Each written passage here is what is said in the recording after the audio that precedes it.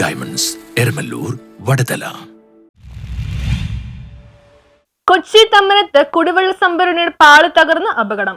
1.35 കോടി ലിറ്റർ ശേഷിയുള്ള വാട്ടർ അതോറിറ്റിയുടെ ടാങ്കാണ് തിങ്കളാഴ്ച പുലർച്ചെ 3 മണിയോടെ തകർന്നത്.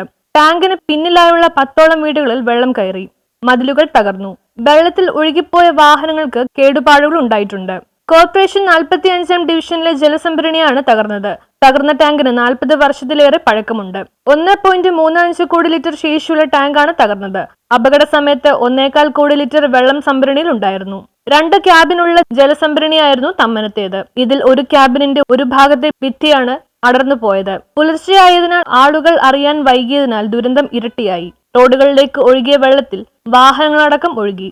തുടർന്ന് ഉദ്യോഗസ്ഥരും ജനപ്രതിനിധികളും സ്ഥലത്തെത്തി. കൊച്ചി നഗരത്തിന്റെ പല ഭാഗത്തേക്കും വെള്ളം എത്തിക്കുന്ന ടാങ്കാണിത്. അപകടത്തെ തുടർന്ന് നഗരത്തിൽ തിങ്കളാഴ്ച ജലവിതരണം മുടങ്ങി. News bureau, Kochi.